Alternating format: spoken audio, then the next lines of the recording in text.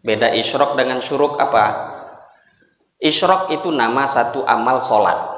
Salah satu nama sholat sunnah namanya sholat isyrok. Syuruk itu akar katanya isyrok itu dari syuruk.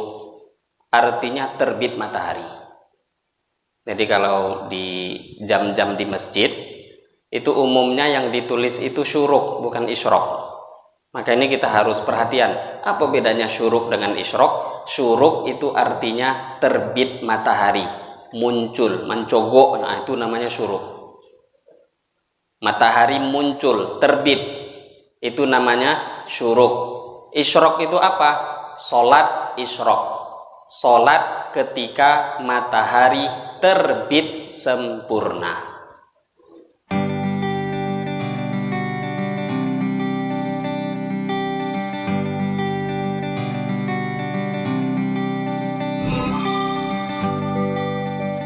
Bismillahirrahmanirrahim.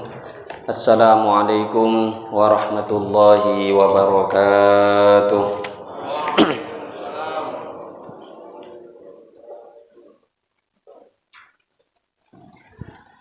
Innal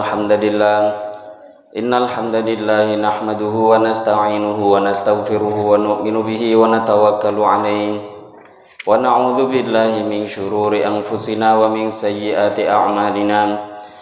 Man yahdihillahu fala mudilla lahu wa man yudlilhu fala hadiya lahu. Asyhadu an la ilaha illallah wahdahu la syarika lahu. Wa asyhadu anna sayyidana wa maulana Muhammadan abduhu wa rasuluh. Allahumma salli wa sallim wa barik alaihi wa ala alihi wa ashabihi wattabi'ina lahum bi ihsanin ila yaumiddin, amma ba'd. Faqad qala Allah subhanahu wa ta'ala fi kitabihil karim ba'da a'udzu billahi minasy syaithanir rajim. Wa ma umiru illa liya'budullaha mukhlishina lahud-din hunafa. Wa qala aidan lan yanalallaha luhumuha wa la dima'uha walakin yanaluhut taqwa minkum. Shadaqallahul azim. Wa qala an-nabiyyu sallallahu alaihi wasallam kullu ummati yadkhulunal jannata illa man aba. Qil wa man ya'ba ya Rasulullah? Qala man ata'ani dakhalal jannah wa man 'asani faqad aba. Atau kama qala Rasulullah sallallahu alaihi wasallam. Alhamdulillah, hadirin bapak-bapak, ibu-ibu jemaah salat subuh yang dimuliakan Allah Subhanahu wa taala. Pertama-tama mari kita bersyukur kepada Allah Subhanahu wa taala dengan mengucapkan alhamdulillahirabbil alamin. Bersolawat kita kepada Rasulullah sallallahu alaihi wasallam dengan mengucapkan Allahumma sholli ala sayyidina Muhammad wa ala ali sayyidina Muhammad. Yang saya hormati Bapak Ketua Masjid beserta pengurus yang hadir pada pagi hari ini. Yang saya hormati para alim ulama, tokoh masyarakat cerdik pandai yang juga hadir dalam majelis yang mulia ini. Yang saya hormati bapak-bapak, ibu-ibu, hadirin wal hadirat yang tidak bisa disebutkan namanya satu persatu, yang insya Allah kita yang hadir pada pagi hari ini semua mendapatkan rahmat daripada Allah Subhanahu wa ta'ala. Amin ya rabbal alamin. Hadirin Bapak Ibu jemaah salat subuh yang mulia, pertama dan terutama sekali marilah kita bersyukur lagi dan lagi kepada Allah Subhanahu wa ta'ala. Sampai saat ini, pagi hari ini, Allah Subhanahu wa ta'ala dengan rahmat karunia pertolongan daripada Allah Subhanahu wa ta'ala masih memberikan begitu banyak anugerah kepada kita semua. Allah Subhanahu wa ta'ala memberikan kesehatan kepada kita. Allah Subhanahu wa ta'ala juga memberikan kesempatan kepada kita. Allah Subhanahu wa ta'ala memberikan kemudahan kepada kita semua untuk bisa datang ke masjid ini guna melaksanakan satu perintah yang besar daripada Allah, melaksanakan sholat. Bahkan Allah Subhanahu wa ta'ala memberikan taufik tambahan, yaitu kita bisa melaksanakan sholat subuh dengan cara berjamaah. Hadirin Bapak Ibu, ini adalah anugerah yang sangat besar. Bukan berarti orang yang mereka niat, ada keinginan untuk sholat berjamaah kemudian pasti langsung bisa mendapatkan anugerah sholat berjamaah, tidak. Sudah berangkat terkadang ke masjid, tahu-tahu sakit perut, akhirnya tidak bisa dapat berjamaah. Maka Bapak Ibu yang mulia, betul-betul murni pertolongan taufik daripada Allah ketika kita bisa taat kepada Allah Subhanahu wa Ta'ala. Maka mari kita syukuri anugerah yang besar ini, anugerah agama, anugerah taufik atas agama, dengan harapan ketika kita bersyukur Allah Subhanahu wa Ta'ala selalu tambahkan lagi nikmat dan karunia-Nya. Kita diistiqomahkan dalam agama, selalu diberi taufik pertolongan oleh Allah untuk taat pada Allah. Satu harapan kita yaitu ketika kita berjumpa dipanggil oleh Allah dalam keadaan kita taat pada Allah, dalam keadaan mengamalkan perintahnya Allah Subhanahu wa Ta'ala. Amin ya rabbal alamin. Hadirin Bapak Ibu yang mulia, sebelum kita melanjutkan kajian, pertama-tama jangan kita lupa duduk di masjid ini niat iktikaf. Dalam satu hadis Nabi Shallallahu Alaihi Wasallam beliau bersabda, siapa yang iktikaf maka akan dijauhkan oleh Allah antara dia dengan neraka sejauh 3 parit. Satu paritnya antara timur dan barat. Maka niat iktikaf, nawaitul iktikaf fi hadzal masjid sunnatan lillahi ta'ala. Semoga dengan kita sering iktikaf ini semakin dijauhkan kita dari neraka. Kalau seseorang sudah dijauhkan dari neraka, maknanya tambah dekat dengan surga. Dekat dengan surga itu maknanya dimudahkan mengerjakan amal-amal ahli surga. Kalau sudah dimudahkan oleh Allah mengerjakan amal ahli surga, insya Allah pasti dimudahkan masuk surganya Allah Subhanahu wa Ta'ala. Amin ya rabbal alamin. Hadirin Bapak Ibu yang mulia, pada kesempatan pagi hari ini kita akan melanjutkan membaca kitab yang ditulis oleh Al-Imam An-Nawawi rahimahullahu ta'ala, yaitu kitab Al-Adhkar An-Nawawiyah, kitab yang membahas tentang zikir. Yang dimaksud zikir di sini zikir secara umum, karena secara khusus kita tahu kalau dikatakan bahasa zikir itu ucapan subhanallah, alhamdulillah, Allahu akbar, la ilaha illallah, itu zikir. Tetapi beliau Al-Imam An-Nawawi di sini malah mengajarkan, beliau banyak menukil dari kitab Amalul Yaumi wal Lailah. Beliau sendiri dalam muqaddimah beberapa waktu yang lalu sudah memberitahu bahwa kitab ini pendahulunya sudah ada. Bukan tahu-tahu pemula, enggak. Memang meniru apa yang sudah dibuat oleh salafun saleh, meniru apa yang sudah dibuat oleh orang-orang soleh terdahulu.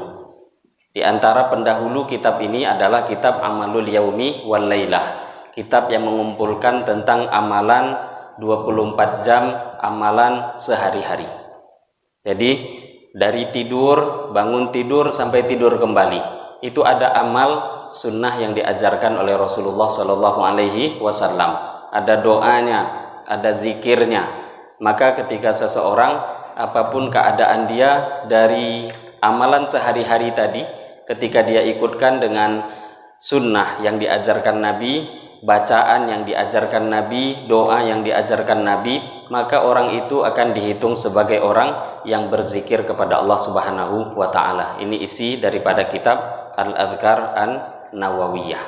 Pada kesempatan pagi hari ini kita langsung masuk ke fasal yang pertama ini.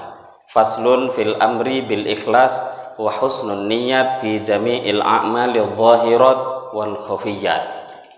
Muqaddimah sudah kita baca, maka langsung kita masuk ke dalam fasal. Faslun, fasal fil amri bil ikhlas. Fasal menerangkan tentang perintah bil ikhlasi, mengerjakan keikhlasan. Wa husnin niyat, dan membaguskan niat, fi jami'il a'mali, di dalam seluruh amalan-amalan, al-zahirat, baik amal yang zahir, amal yang tampak, wal khafiyat, dan amal-amal yang tidak tampak, amal yang sembunyi-sembunyi. Dalam bab ini, pertama beliau Al-Imam An-Nawawi mengingatkan kepada kita bahwa sebelum memulai membaca apapun, sebelum memulai daripada bab apapun, niat ini perkara yang paling penting dalam setiap amal. Maka beliau pun juga memulai dalam kitab ini bab tentang perintahnya Allah untuk kita ini selalu menjaga keikhlasan. Menjaga keikhlasan, bahkan bukan hanya itu, ikhlas dan membaguskan niat kita. Niat itu dijaga perlu di dalam setiap amal. Amal badan, amal yang beliau di sini lebih tekankan lagi, baik amal itu amal yang zahir, amal yang tampak, ataupun amal yang tidak tampak, amal yang tersembunyi. Amal yang tampak diantaranya sholat, itu nampak. Zakat, itu nampak. A'malul jawarih, amal-amal yang dikerjakan oleh anggota tubuh kita, sedekah, sholat, ini termasuk daripada amal-amal zahir. Di antara amal yang tidak tampak, yang di sini beliau bahasakan dengan al-khafiyat, yaitu amal yang tidak tampak, yang tersembunyi. Contoh di antaranya adalah puasa. Jadi maknanya apapun, entah itu tampak. Jadi tampak enggak nampak di sini tentu dinisbatkan kepada makhluk. Kalau kepada Allah semua, tidak ada yang tidak tampak bagi Allah. Maka yang tidak tampak, luruskan niat hanya untuk Allah. Yang nampak pun amal itu juga buatlah semata-mata hanya karena Allah Subhanahu wa taala.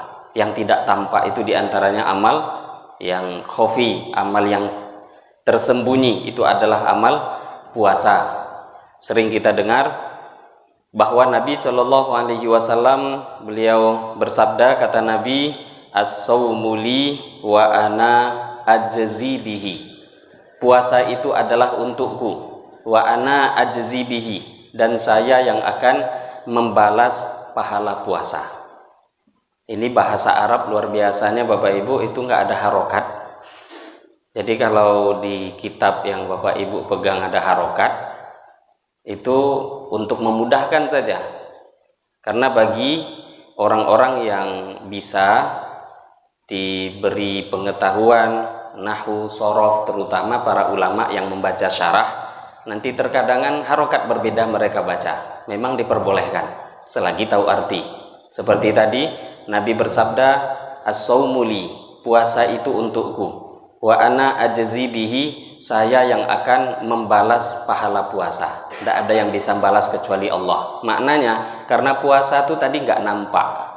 Kalau sudah nggak nampak pahalanya begitu besar, nggak ada yang layak memberikan pahala sebesar itu kecuali Allah. Menurut sebahagian ulama, ini bisa dibaca dengan wa ana ujza bihi. Kalau ajzi tadi aku yang membalas.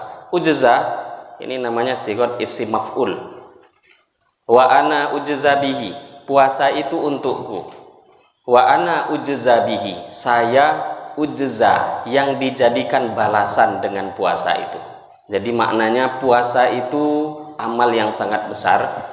Tidak ada yang layak untuk menjadi balasan puasa itu. Wa ana ujza bihi, dan sayalah yang jadi balasannya, kata Allah.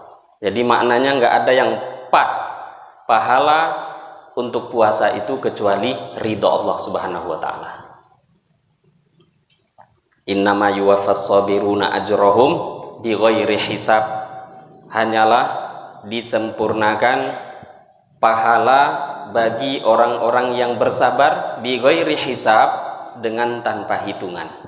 Dan kita tahu Nabi sendiri memberitahu kalau puasa itu adalah kesabaran.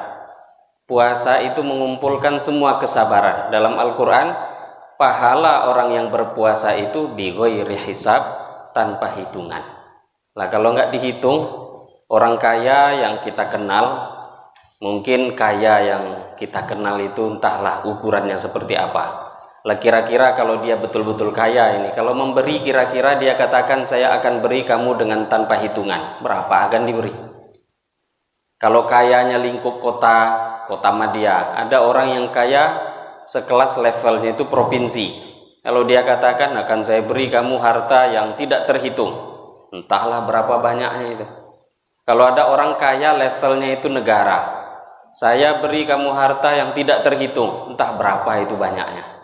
Kalau levelnya dunia, nah sekarang yang menciptakan orang kaya di seluruh dunia, yang menciptakan seluruh harta di seluruh dunia, yang memberikan kekayaan pada seluruh manusia, dari mulai manusia pertama sampai nanti manusia yang terakhir, Allah Subhanahu wa Ta'ala. Kalau Allah sudah mengatakan pahala itu akan aku beri tanpa hitungan, kira-kira berapa banyak? Nggak ada yang tahu kecuali Allah. Maka amal yang tersembunyi seperti puasa ini betul-betul pahalanya besar. Tapi besarnya pahala tadi, baik amal yang zohir, yang tanpa, ataupun yang tidak tampak, penting di dalamnya itu dijaga niat.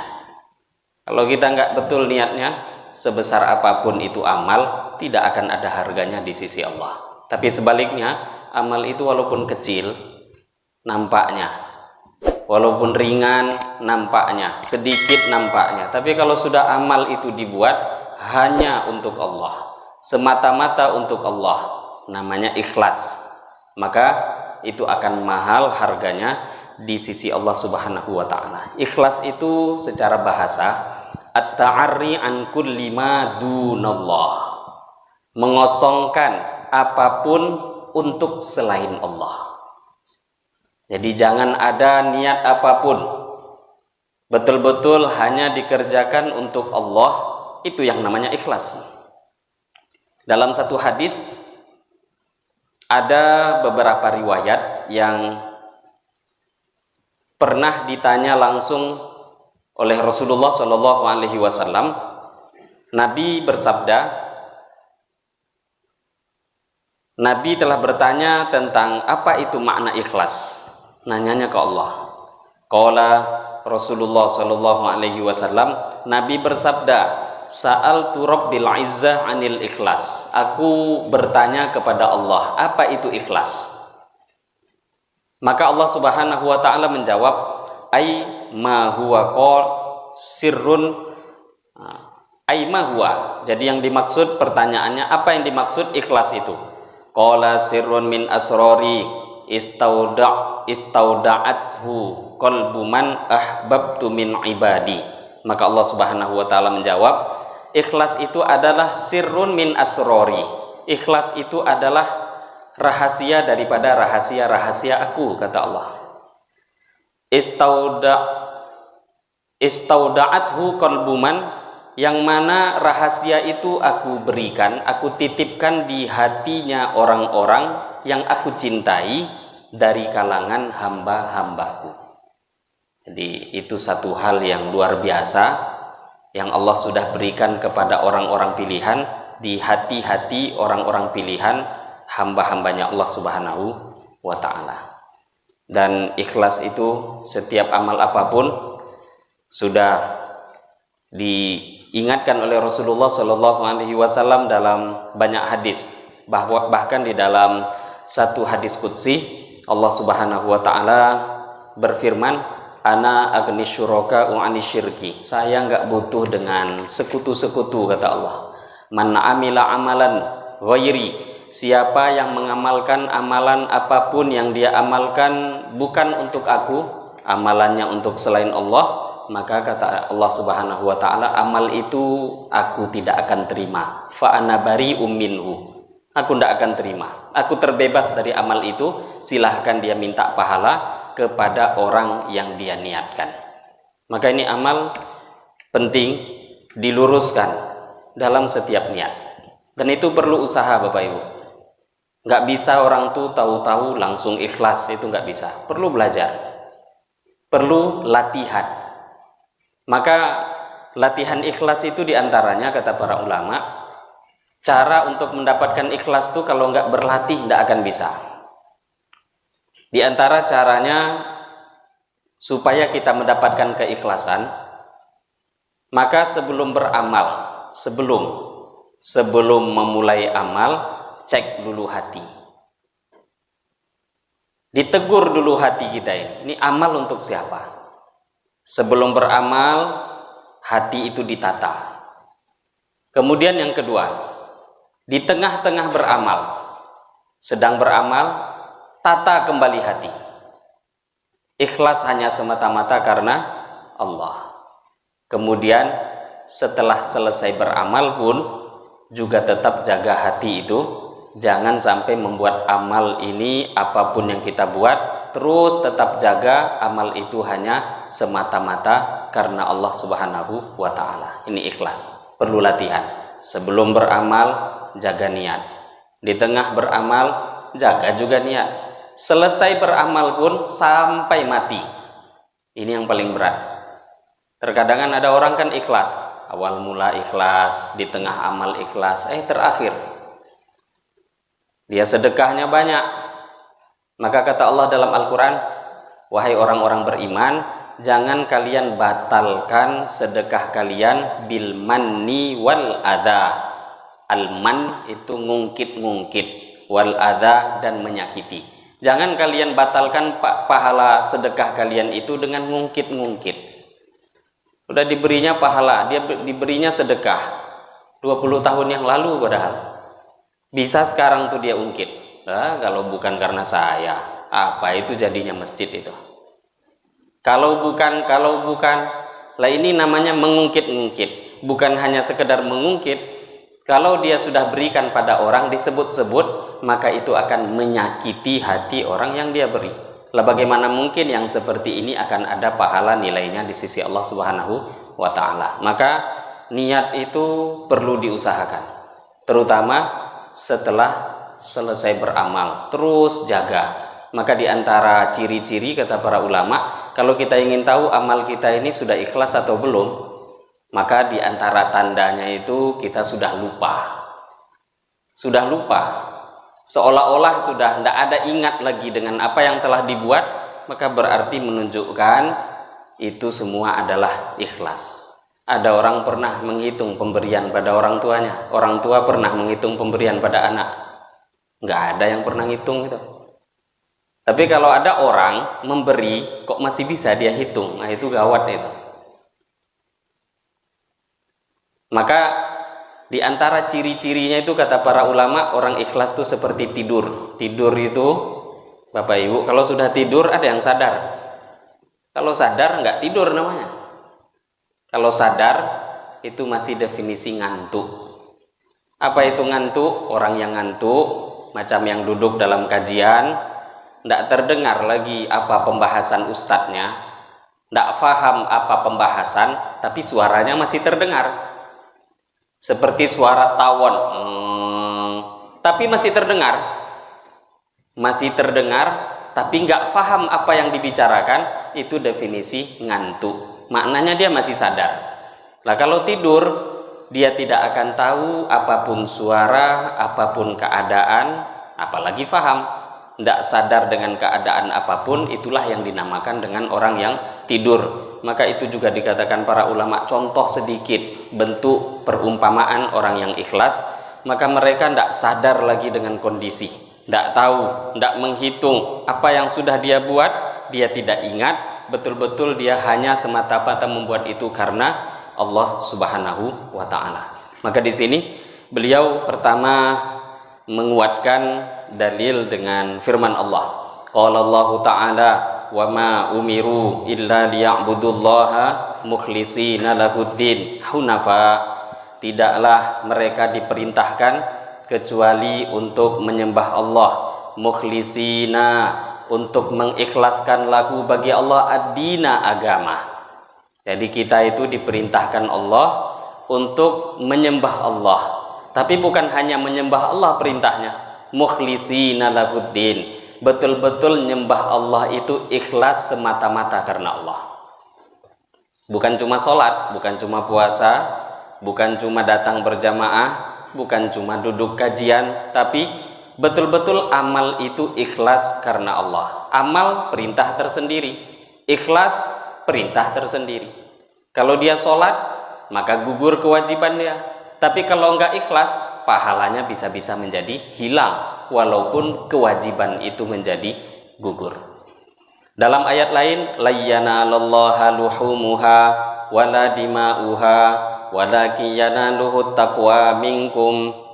Layyanala, tidaklah sampai Allah kepada Allah, luhumuha, daging-dagingnya korban, wala dima'uha, dan bukan pula darah-darahnya binatang korban, walakin yanaluhu taqwa minkum, tapi yang sampai kepada Allah itu adalah ketakwaan daripada kalian. Ini ayatnya.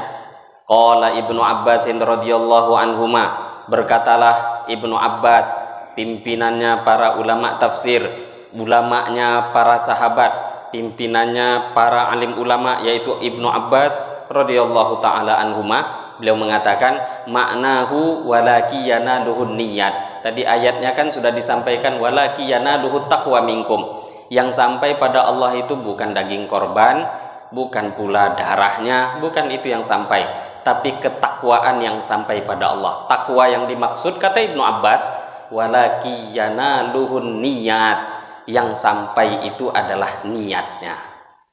Jadi niat ini itu yang sampai. Maknanya apa yang kita niatkan dari korban yang kita buat, itu yang sampai pada Allah. Niatnya betul, itu yang sampai.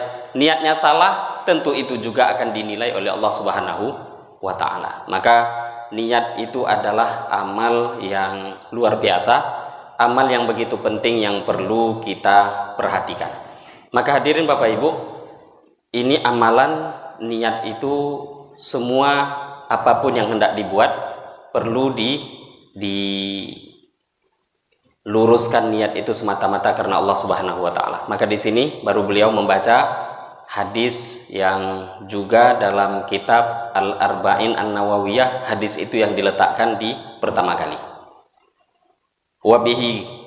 Wabihi makna panjangnya wabis sanadil muttasil minna ilal musannif. Ini Al-Imam An-Nawawi, karena sudah beberapa waktu yang lalu kita beritahu bahwa para alim ulama itu kalau membaca hadis mesti mereka punya sanad keilmuan sambung dari mereka sampai Rasulullah. Nah, Imam Nawawi mengajarkan ini juga kepada kita di sini. Imam Nawawi dalam memulai hadis yang pertama kali akan beliau baca, maka beliau baca sanad yang beliau miliki. Maknanya sanad itu guru yang beliau punya, dari gurunya ke gurunya ke guru beliau sampai kepada Rasulullah Shallallahu Alaihi Wasallam. Maka karena beliau sudah menyebutkan nama guru beliau sampai Rasulullah, kita sekarang ingin menyambungkan sanad kita sampai kepada Al-Imam An-Nawawi rahimahullahu ta'ala. Jadi Imam Nawawi sudah sebutkan dalam kitab ini, kita pun harusnya kalau ingin sambung punya sanad juga sampai Imam Nawawi. Maka di sanad ijazah Arba'in Nawawi sebelumnya itu sama urutan sanad daripada kita sampai kepada Al-Imam An-Nawawi rahimahullah ta'ala. Karena itu panjang, maka disingkat dengan wabihi ilaihi atau wabihi. Maknanya kita pun juga membaca hadis ini dengan sanad yang kita miliki sampai kepada Al-Imam An-Nawawi rahimahullah ta'ala. Wabihi qala akhbarona Syekhuna al-Imam al-Hafidh Abul Baqa. Kita menyambungkan sanad kita dengan Al-Imam An-Nawawi. Kemudian Al-Imam An-Nawawi berkata, akhbarona telah menceritakan kepada kami Syekhuna guru kami Al-Imam al-Hafidh Abul Baqa, yaitu Al-Imam al-Hafidh Abul Baqa Khalid bin Yusuf ibni Sa'd ibn al-Hasan ibn al-Mufarrij ibni Bakar al-Maqdisi an-Nabulisi Tsumma Dimaski radhiyallahu ta'ala anhu. Ini guru beliau telah menceritakan pada kami, yaitu Al-Imam Al-Hafidh Abul Baqa Khalid bin Yusuf bin Sa'ad bin Al-Hasan bin Al-Mufarrij bin Bakar Al-Maqdisi An-Nabulisi Ad-Dimaski radhiyallahu ta'ala anhu. Akhbaruna telah berkata gurunya Imam Nawawi, Al-Hafidh Abul Baqa Khalid bin Yusuf telah menceritakan kepada kami Abul Yaman Al-Kindi.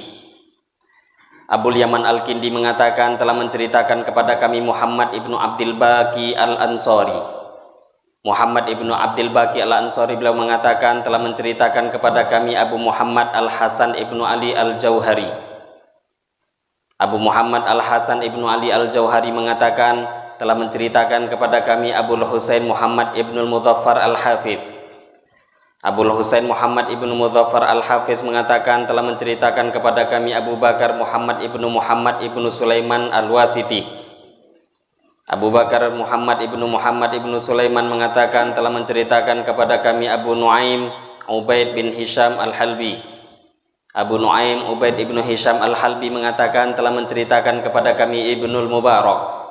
Ibnul Mubarak meriwayatkan daripada Yahya bin Sa'id al-Ansari, daripada Muhammad bin Ibrahim at-Taimi, daripada Alqamah ibnu Waqqas, daripada Sayyidina Umar ibnul Khattab radhiyallahu taala anhu. Sayyidina Umar ibnul Khattab radhiyallahu taala anhu telah berkata, Rasulullah sallallahu alaihi wasallam bersabda. Jadi ini ada beberapa rantai sanad dari Imam Nawawi sampai kepada Rasulullah sallallahu alaihi wasallam. Nah, itu ilmu al-isnad minad din. Laulal isnad laqala man syaa ma syaa. Sanad itu bahagian dari agama, kata Abdullah ibn Mubarak. Abdullah ibn Mubarak itu gurunya Al-Imam Al-Bukhari. Beliau mengatakan sanad itu bahagian agama. Laulal isnad, kalau bukan karena sanad, laqala man syaa ma syaa. Maka setiap orang akan berbicara agama itu semaunya sendiri. Kalau tidak punya guru bahaya. Maka setiap orang itu akan suka-suka meriwayatkan, menyampaikan apapun suka-suka hatinya. Tidak. Agama dijaga dengan adanya sanad. Al-Imam An-Nawawi sudah mencontohkan, maka ulama-ulama setelahnya pun terus menjaga tradisi keilmuan sanad itu sampai di zaman kita. Maka ulama-ulama yang memang dipercaya keilmuannya itu dimanapun berada di seluruh dunia, mesti mereka itu sambung keilmuannya dari guru mereka ke guru sampai kepada para ulama setelahnya sampai kepada Rasulullah Shallallahu Alaihi Wasallam. Ini sanad Al-Imam An-Nawawi. Nabi telah bersabda, Innamal a'malu bin niyat wa innama likulli imri'in ma nawa. Faman kanat hijratuhu ilallahi wa rasulihi fa hijratuhu ilallahi wa rasulihi.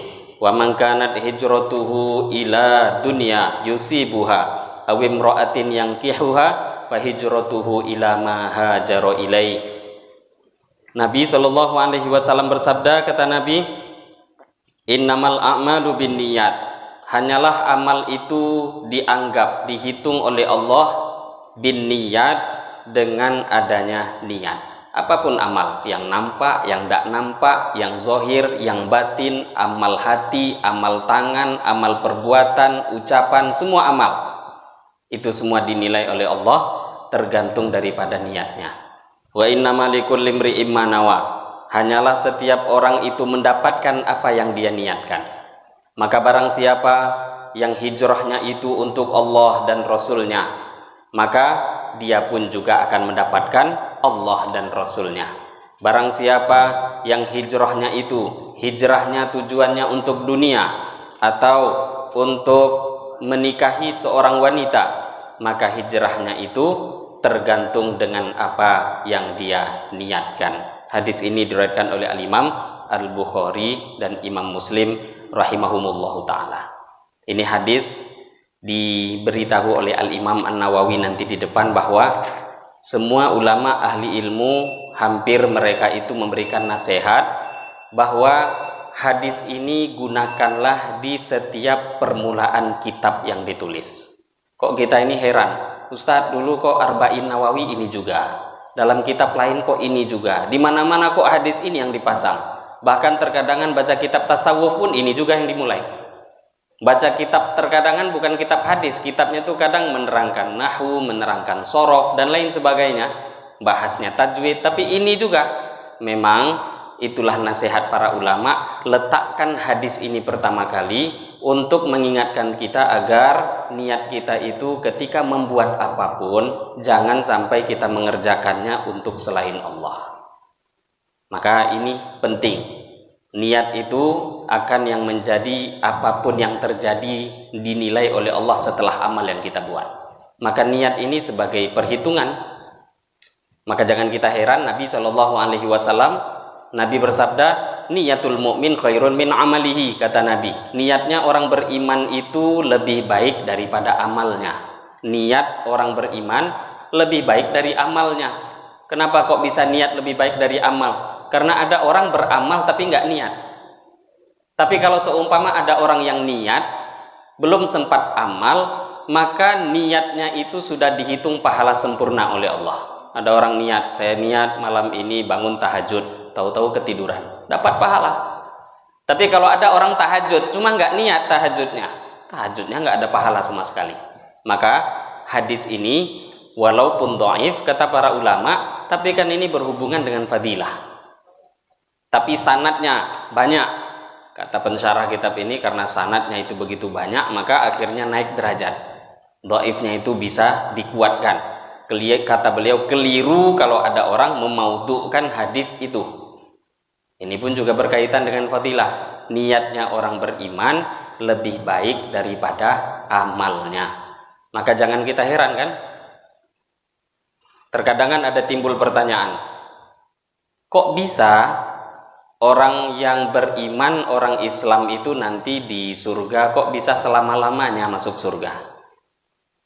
Atau sebaliknya, kok bisa ya orang kafir itu dimasukkan oleh Allah ke neraka itu selama-lamanya, tidak ada batas akhirnya? Padahal kan kita tahu amalan orang yang beriman ataupun amalan orang kafir itu kan terbatas waktu. Kalaupun dia beriman 60 tahun cuma, lepas itu mati. Orang kafir pun kalau kafir 70 tahun paling, lepas itu mati. Kalau dipikir-pikir berapa banyak amalnya? 70 tahun iman, harusnya kan 70 tahun juga balasan amalnya. 70 tahun dia kafir, harusnya kan kalau normalnya itu juga 70 tahun hanya siksaan.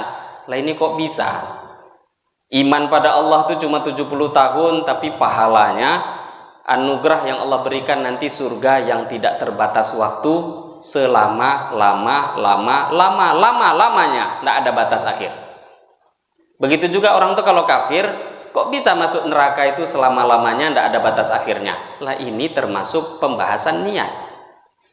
Kenapa kok mereka masuk surga selama-lamanya? Orang-orang beriman, orang Islam tadi, karena mereka pun kalau ditanya, seumpama kalau kamu hidup itu seumur hidup, tidak ada batas akhirnya, tidak pernah mati, kira-kira kamu iman terus? Maka orang beriman akan jawab, iyalah, tentu saya akan jadi orang beriman seumur hidup. Kalau umurnya terus tidak ada habisnya, saya akan terus jadi orang beriman. Ini niatnya orang beriman. Begitu juga sebaliknya. Orang tuh kalau kafir, itu juga masuk neraka kok selama-lamanya, karena memang niatnya begitu. Kalau umurnya nggak ada batas, ya tetap akan seperti ini, nyembah berhala, terus tidak ada batas akhirnya, terus akan keadaannya seperti ini. Maka karena niat itu tadi, itulah yang dihitung oleh Allah, surga balasannya selama-lamanya, akhirnya juga neraka balasannya selama-lamanya, sesuai dengan niat orang-orang tersebut. Ini amal yang tergantung niat. Nah, jadi niat ini betul-betul amal yang penting untuk dijaga, bukan satu hal yang ringan, amal yang menjadi perhitungan. Hadis ini sebelumnya dulu di Arba'in Nawawi sudah kita terangkan bahwa hadis innamal a'malu binniyat, amal itu hanyalah dihitung oleh Allah tergantung niat. Bahkan nanti di akhir hadis, siapa yang hijrahnya untuk Allah dan Rasulnya, maka dihitung untuk Allah dan Rasulnya. Siapa yang hijrah untuk dunia atau menikahi wanita, ya sudah, itu yang akan dinilai oleh Allah. Ini ada asbabul wurud, ada penyebab terjadinya hadis. Kenapa kok di sini diterangkan tentang hijrah? Karena memang dulu di zaman Rasulullah Shallallahu Alaihi Wasallam ada satu orang laki-laki melamar wanita. Maka ketika dilamar, wanita itu mengatakan, saya nggak mau nikah dengan engkau kecuali engkau hijrah ke Madinah. Maka akhirnya laki-laki itu pun hijrah. Tapi hijrah itu kan mestinya harusnya amalan itu untuk Allah, semata-mata dibuat untuk Allah dan Rasulnya. Tapi orang ini hijrahnya lain, niatnya untuk menikahi seorang wanita yang diberi nama Ummu Qais. Perempuan ini namanya Ummu Qais.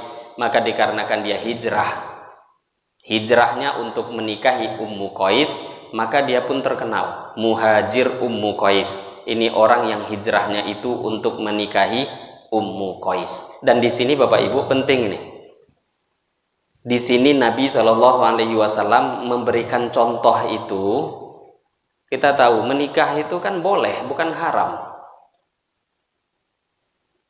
Kalaupun kita meniatkan satu perkara yang diperbolehkan, kok mencampur-campur seperti itu pun juga bisa menghilangkan pahala. Nikah itu nggak salah. Apakah salah orang itu pergi ke satu tempat untuk menikah? Enggak, tapi yang dapat ya nikahnya. Jangan kita ini membuat satu amal niatnya begini, tak tahu-tahu ingin pahalanya itu untuk Allah, enggak akan bisa. Lah kira-kira terus bagaimana dengan orang yang niatnya buruk? Orang yang niatnya boleh saja, hal-hal yang mubah itu bisa menghilangkan pahala. Maka di sini Nabi memberikan contoh niat yang walaupun mubah, menikah, dagang, ya sudah itu yang dia dapatkan. Tentu dia tidak akan mendapatkan apa pahala yang besar yang diberikan oleh Allah Subhanahu wa Ta'ala. Dan ini juga bukan berarti mungkin di antara Bapak Ibu pernah mendengar satu riwayat satu orang wanita sahabiah yang bernama Ummu Sulaim.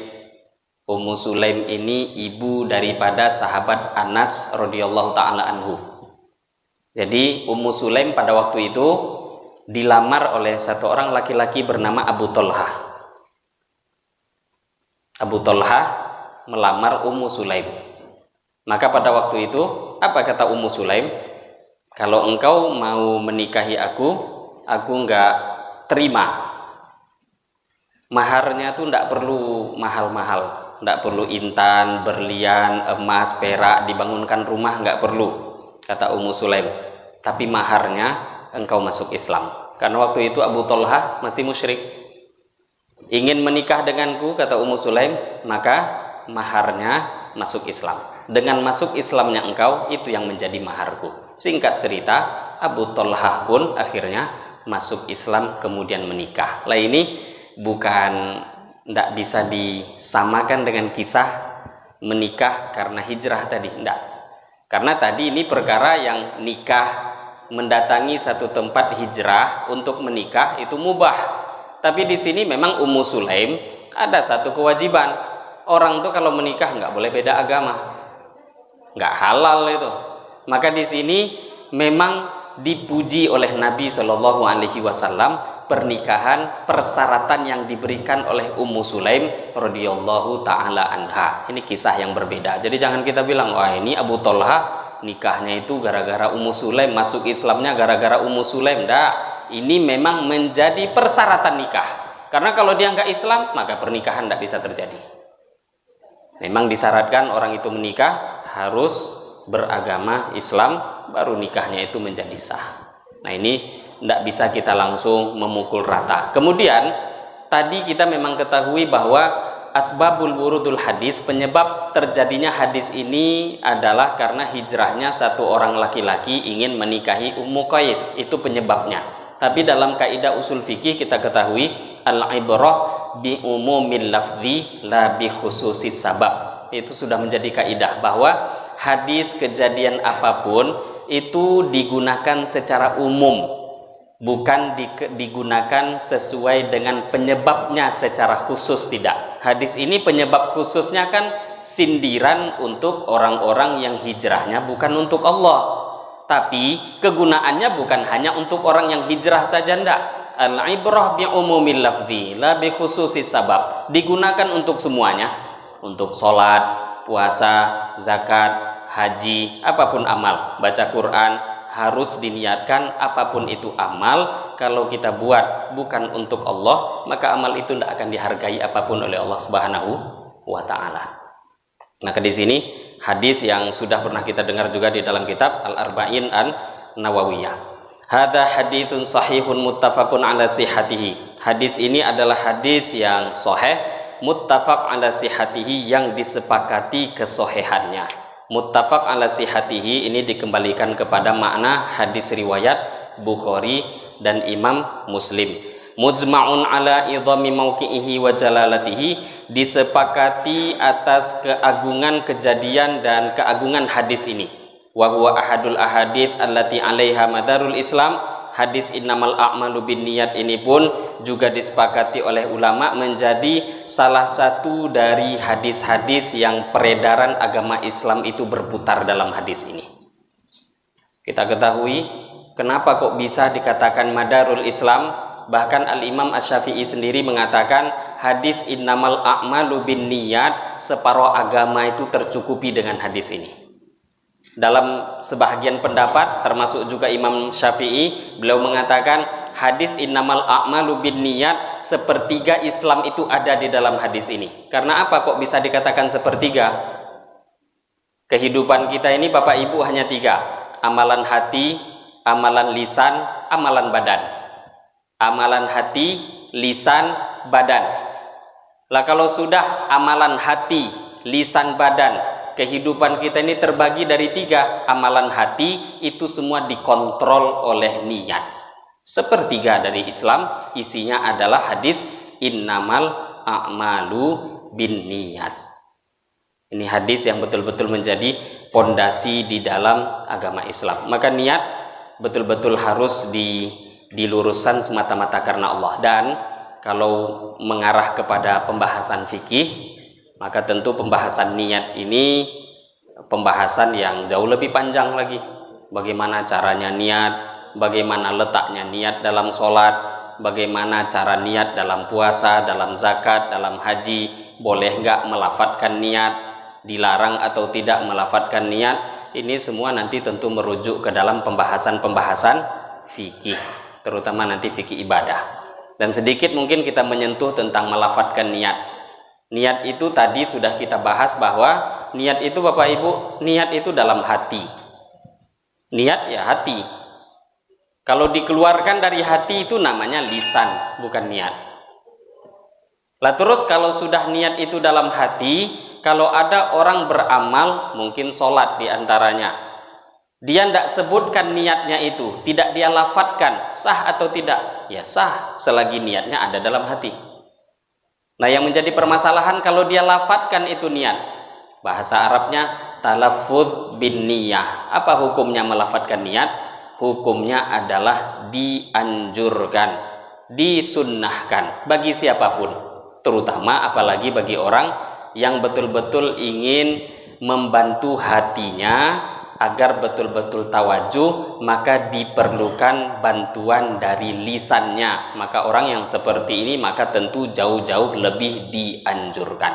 Maka hampir 4 mazhab mengatakan dianjurkan, disunnahkan untuk melafadzkan niat, apalagi bagi orang yang memerlukan. Nabi pernah tidak melafadzkan niat? Pernah. Dalam beberapa amal Nabi ajarkan juga melafadzkan niat. Karena kalau nggak dilafadzkan, dari mana kita tahu cara niat?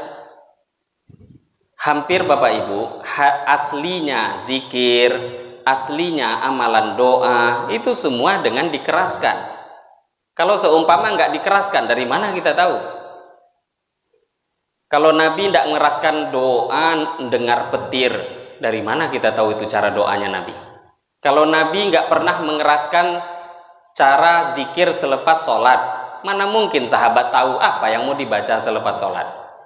Jadi asli zikir, aslinya tuh malah keras. Karena dengan cara keras, dilafadzkan, diucapkan, maka nanti orang-orang lain pun bisa menjadi tahu. Itu tujuannya litaklim, untuk mengajarkan. Karena tujuan mengajarkan, maka dikeraskan itu dianjurkan. Maka melafadzkan niat.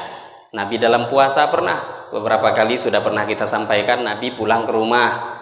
Pada waktu itu puasa sunnah, tanya Aisyah, belum lagi niat puasa, tanya ada makanan enggak? Kan tidak mungkin orang yang puasa nanya makanan. Maka Aisyah mengatakan, ya Rasulullah enggak ada makanan. Pulang setelah sholat duha.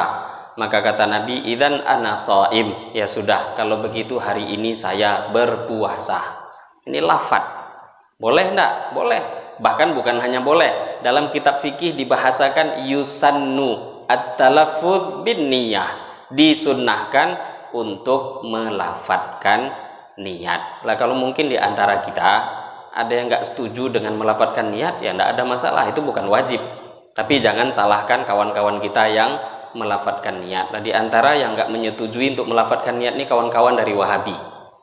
Yaitu kalau nggak setuju nggak ada masalah. Ini kan bukan hal wajib, tapi banyak kalangan ulama yang menganjurkan. Kenapa kok berani mengatakan menganjurkan, menyunahkan tadi? Nabi juga pernah membuat. Kalau Nabi sudah pernah membuat, bagaimana kita melarangnya? Itu berarti masuk kategori sunnah yang dianjurkan, bukan hanya sekedar diperbolehkan, satu sunnah yang sangat dianjurkan untuk seseorang mengerjakannya. Nah, ini hadirin Bapak Ibu yang mulia, pada pagi hari ini yang kita bisa baca di pertemuan pagi hari ini yaitu dimulai dengan meluruskan niat. Dan semoga dalam setiap amal kita betul-betul meniatkan apapun yang kita buat semata-mata karena Allah Subhanahu wa ta'ala. Sudah masuk waktu sholat isyraq. Mungkin sebelum kita tutup majelis ini, di antara Bapak Ibu ada yang tidak bertanya? Dipersilahkan. Kalau ada yang tidak bertanya, ada diskusi, tanya jawab. Ibu-ibu ada yang mau bertanya? Ya, saya kira cukup. Demikian mungkin Bapak Ibu yang mulia. Ada Pak? Mau tanya? Oh. Bedanya antara isyraq dengan syuruk apa? Isyraq itu nama satu amal sholat. Salah satu nama sholat sunnah namanya sholat isyraq. Syuruk itu akar katanya isyraq itu dari syuruk. Artinya terbit matahari.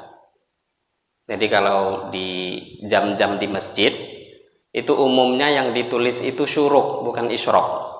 Maka ini kita harus perhatian, apa bedanya syuruk dengan isyraq? Syuruk itu artinya terbit matahari, muncul, mencogok, nah itu namanya syuruk. Matahari muncul, terbit, itu namanya syuruk. Isyraq itu apa? Salat isyraq. Salat ketika matahari terbit sempurna. Nah, sekarang hadis itu nggak satu Bapak Ibu, hadis itu banyak. Mungkin nanti di antara para ustadz, supaya Bapak Ibu nggak bingung ya. Nanti ada ustadz yang saya dengar, misalkan Ibu Bapak mengatakan ada ustadz yang saya dengar katanya boleh kalau sudah syuruk, isyraq, terbit matahari, kalau sudah terbit boleh langsung sholat. Ada itu nanti sebagian ustadz yang akan nerangkan seperti itu. Tapi kita tahu bahwa ikhtilaf itu memang ada. Tapi ketika ada ikhtilaf, perbedaan pendapat dari kalangan ulama itu ada kaidah. Al-khuruj minal khilaf mustahab. Itu ada kaidah. Kita cari jalur aman keluar dari ikhtilafnya ulama itu dianjurkan. Ada memang ulama yang mengatakan isyraq, syuruk, terbit itu misalkan hari ini jam 5:55 kalau tidak salah. Ya, jam 5:55. Boleh nggak langsung sholat? Ada ulama yang membolehkan atas dasar tadi isyraq itu asal kata akarnya itu juga dari syuruk. Kalau sudah dikatakan sholat ketika matahari terbit, ya sudah terbit, sholatlah kata mereka. Ada yang mengatakan begitu, tapi saya sendiri nggak sesuai dan tidak mengambil pendapat ini karena itu kurang hati-hati. Yang paling pas karena ada hadis lain. Hadis itu nggak satu, hadis itu banyak. Tadi ada pembahasan sholat yang namanya matahari terbit, tapi dalam riwayat lain Nabi Shallallahu Alaihi Wasallam melarang sholat ketika pas matahari terbit. Kata Nabi, ketika matahari terbit itu juga muncul tanduk setan. Lah kalau sudah orang tuh sholat kok pas matahari terbit, itu seolah-olah punya kesan itu sujud, ruku, itu seolah-olah nanti punya kesan menyembah setan. Niatnya enggak, tapi seolah-olah nanti punya kesan seperti itu. Maka di antara satu sunnah yang Nabi ajarkan, kata Nabi, kalau sholat cari sutroh. Sutroh itu pembatas, supaya kita enggak dilewati orang, cari pembatas, tembok, tiang. Maka ketika Nabi mengajarkan, kalau kalian sholat menggunakan sutroh, terutama tiang, kata Nabi, kalau sholat di depan tiang, itu jangan betul-betul menghadap tiang, ke kanan sedikit atau ke kiri sedikit. Ini kata Nabi. Kok bisa ya Nabi mengarahkan begitu? Karena nggak enak memang. Kalau kita nengok ada orang sholat di belakang tiang, itu macam nyembah tiang. Walaupun dia nggak nyembah tiang. Maka kata Nabi, ke kanan sedikit atau ke kiri sedikit. Ini satu hukum sunnah. Bukan wajib. Tapi kalau kita tinggalkan sunnah punya resiko. Kalau ada orang nyindir ya jangan marah. Memang itu sudah diingatkan oleh Rasulullah Shallallahu Alaihi Wasallam. Maka tadi isyraq, syuruk terbitnya matahari. Isyraq, sholat ketika matahari terbit sempurna. Lah dari terbit tadi menuju terbit sempurna itu butuh 4 derajat naiknya. 4 derajat. 1 derajat 4 menit. 4 kali 4 16. Ini saya nukil dari kitab Taqriratus Sadidah. Jadi waktu isyraq yang paling pas setelah terbit tambahkan 16 menit. Nah, kalau ada ustadz bilang 7, 8, 9, 10 ya mungkin ustadz itu punya referensi sendiri. Kalau saya menukil fatwa ini dari kitab Taqriratus Sadidah. Jadi sholat isyraq tambahkan 16 menit daripada waktu terbit atau waktu syuruk yang ditulis di jadwal-jadwal sholat. Saya pernah dengar dari UAS dan sebagian kawan-kawan yang sering duduk kajian di UAS, itu UAS biasanya kalau untuk memudahkan orang awam, maka beliau memberitahu waktu isyraq itu kalau tidak pandai menghafalkan entah berapa menit. Nah, yang hafal ini diantara kita ini kan umumnya waktu sholat 5 waktu itu kita hafal. Kalau terbit kan jarang-jarang hafal. Maka diantara cara yang mudah, jam berapa masuknya maghrib, ini khusus untuk kita Indonesia ya, bukan untuk seluruh dunia.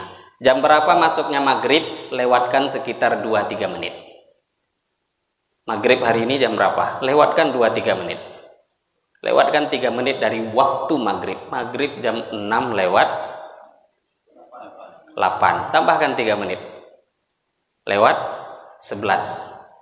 Tadi 6 syuruk 5 lewat 55. Tambahkan 16, 6 lewat 11. Kurang lebih. Nggak meleset kan? Kalau meleset mungkin 1 menit. 1 menit itu tidak ada masalah. Jangankan jam di sini. Jam tangannya Pak Mulyono dengan Bapak itu beda nanti itu. Ada yang beda 1 menit, 2 menit. Kalau beda cuma 1-2 menit itu tidak ada masalah. Jadi di antara cara mudah menghafal waktu syuruk seperti itu. Jam berapa maghrib, lewatkan sedikit, itu tanda masuk waktunya sholat isyraq. Jadi bukan pas pas jarum jamnya.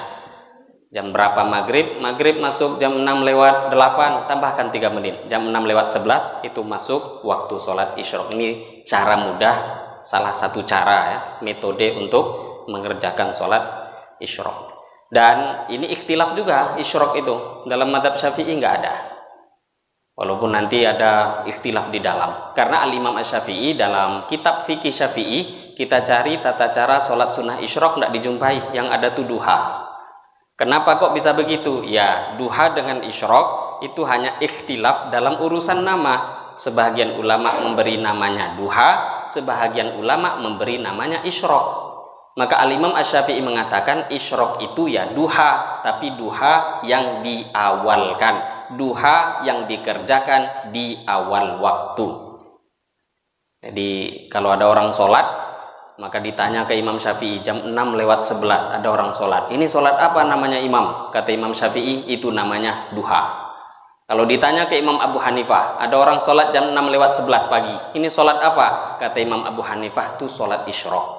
Sholatnya sama, tapi namanya, labelnya itu beda-beda. Satu memberi nama isyraq, satu memberi nama sholat duha. Ini ikhtilaf di kalangan ulama dan ikhtilafnya nggak tajam ya. Ikhtilaf ringan, mau duha silahkan, mau mengerjakan isyraq juga silahkan. Langsung saya mau duha awal Ustaz, boleh juga. Tapi duha itu yang paling afdal nanti di tengah-tengah matahari terbitnya itu agak sedikit panas. Jam 9 setengah 10 itu duha yang paling afdal. Mau cicil duha boleh. 2 rakaat dulu sekarang, 2 rakaat nanti, nah itu diperbolehkan. Ada yang tidak bertanya lagi? Saya kira cukup. Demikian mungkin Bapak Ibu yang mulia. Ada? Ayo silakan Pak.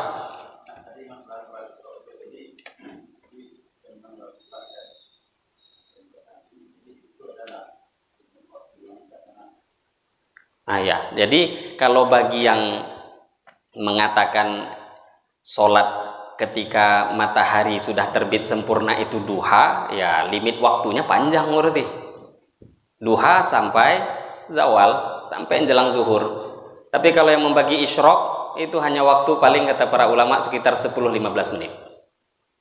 Di beberapa masjid itu ada tulisan nanti isyraq, nanti selepasnya ada tulisan duha. Ini kan sudah zaman digital ya. Di masjid saya ada pembagian sampai 7 jadwal. Di antaranya nanti jadwal masuk syuruk ada jadwal, isyraq ada jadwal, duha juga ada jadwal. Nah, memang orang awam susah kan, akhirnya sekarang dipermudah. Terbit matahari bunyi dia. 15 menit kemudian di tempat saya 15 menit ditulis di sana. 15 menit bunyi, itu isyraq. 10 menit kemudian bunyi, itu duha. Jadi kalau ada yang membagi, ya mereka mengatakan duha 10 menit setelah isyraq. Tapi yang diantara tadi para ulama, Al-Imam Asy-Syafi'i sendiri mengatakan isyraq itu duha awal. Kalau sudah dikatakan duha awal, ya panjang. Kapan mulai masuknya tadi? Sampai batasnya itu menjelang ketika sebelum zawal. Sebelum matahari betul-betul di tengah, itu batas akhir sholat duha. Demikian mungkin Bapak Ibu yang bisa kita bahas pada pagi hari ini. Semoga berfaedah. Lebih kurangnya saya mohon maaf. Wabillahi taufiq wal hidayah. Wassalamualaikum warahmatullahi wabarakatuh.